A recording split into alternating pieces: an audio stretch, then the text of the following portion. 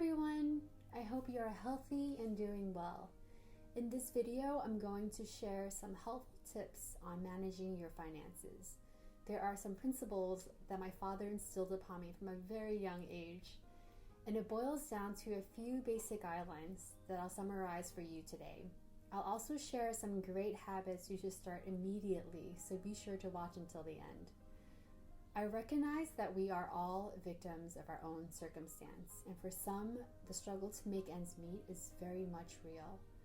For most of my childhood, I recall my father having to work double, sometimes triple shifts just to make ends meet. My mom, while pregnant with me, would carry heavy sacks of beads to sell. It wasn't until well into my high school years when things started to turn around for us. I know all too well how challenging and difficult that can be, and recognize the sacrifices made to provide my sister and I a better and brighter future.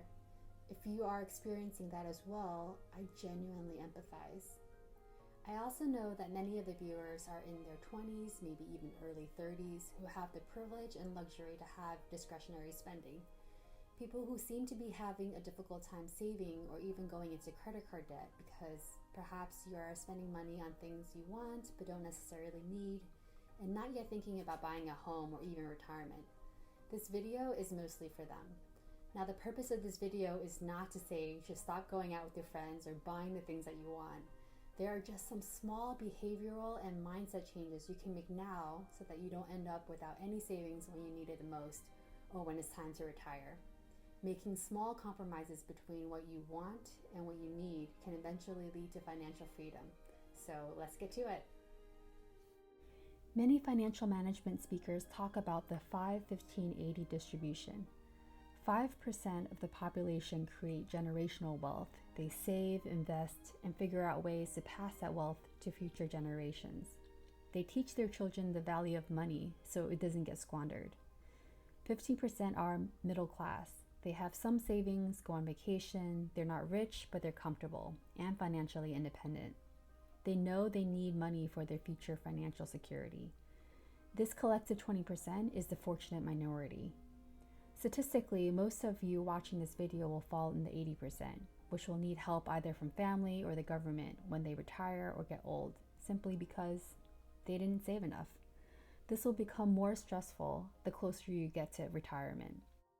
This video, as I mentioned, is geared towards the 80%, and while there is no magic recipe or guarantee of financial freedom, taking advantage of the things that are in your control will help stack the odds in your favor.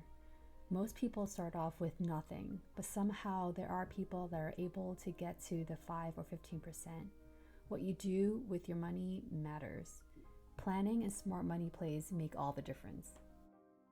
Here are a few guidelines to winning at personal finance. If you are enjoying this video or find it to be helpful, please consider liking and subscribing and hit that notification bell so you can be first to know when new content is dropped. Number 1, spend less money than you make. This is such an important one. Have you ever heard the saying, spend money to make money? Perhaps in certain industries that makes sense. If you are a real estate broker selling expensive houses, there is a certain lifestyle you're trying to portray. So sure, that might make sense. But for the average person like you and I, this habit will just lead to money in and money out. So how does one spend less than they make? Here are a few tips. Avoid lifestyle creep. Getting a bump in your paycheck doesn't necessarily need to equate to upgrading your lifestyle. Don't inflate expenses with income growth. Be mindful of our spending. In short, buy less crap. Consumerism surrounds us, and temptation is literally everywhere. Be mindful of what you really need versus what you feel impulse to purchase. Have a clear understanding of need versus want. Number 2, set a budget, and more importantly, stick to it. There are many popular rules out there for budget distribution, one of them being the 70-30 rule, which says that out of your monthly income, attribute 70% towards expenses, 20% towards savings and debt, and 10% towards investments or retirement plans. As a general guideline, this one is easy to understand, but none of these rules are a one-size-fits-all. Everyone's facts and circumstances will be different.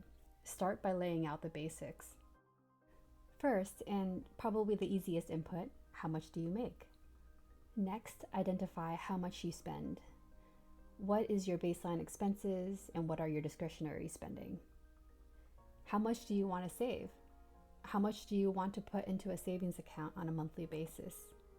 This can help you build an emergency fund, and then once you get into the habit of saving, you can look into strategies that can help your money grow.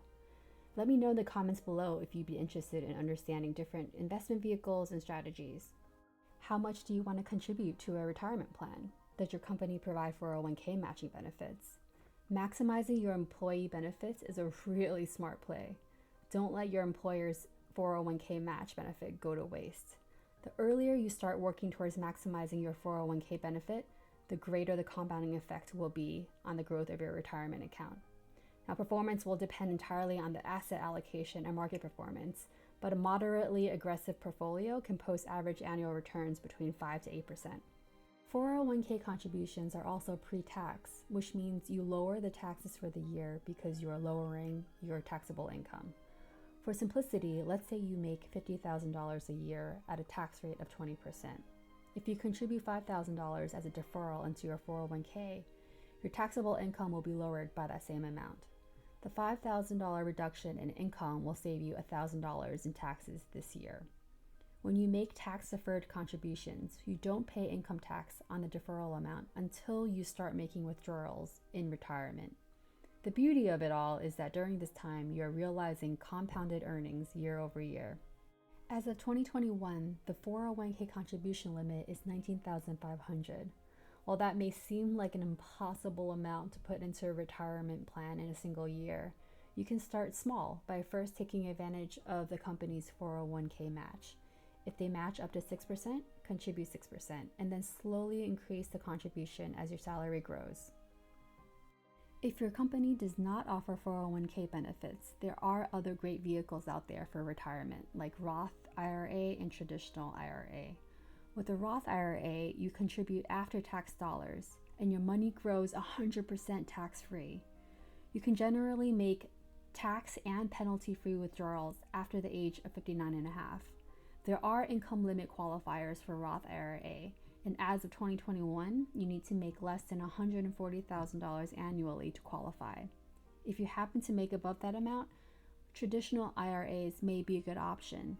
Your money grows tax deferred and withdrawals are taxed as current income after the age of 59 and a half. After having identified your income, expenses, savings, and retirement goals, consider how you can make things better.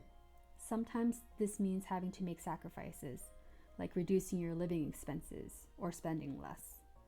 This doesn't necessarily mean you need to sacrifice 100% of the present to save for the future, but pick and choose your battles.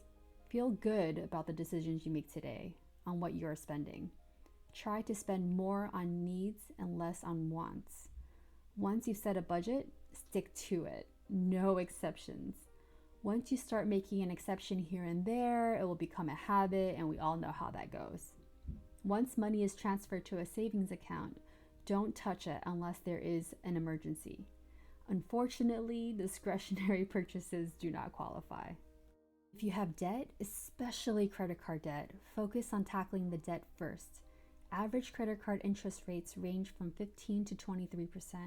Compounded, that means your debt will grow at an astounding and overwhelming rate. When my little sister was in college, we had discovered that she fell into an all too common credit card debt trap. I recall a vivid conversation with her regarding credit card bills and how she managed to accumulate such a staggering balance. Her response took me back a bit, which I suspect is not uncommon. She said, "But I only have to pay the minimum balance."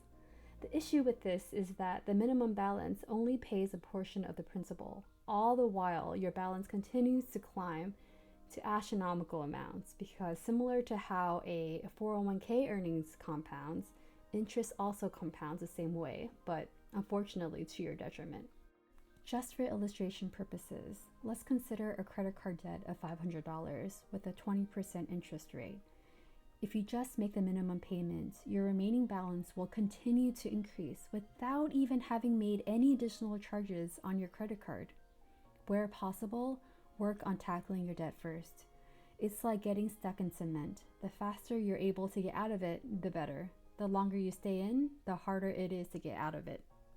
I hope you found this video to be helpful and insightful. If there is any content you'd like me to make a video on, please drop it in the comments below. As I plan out future content, I will be doing deep dives on some of these topics. Thank you so much for watching. Stay safe and be kind to yourself.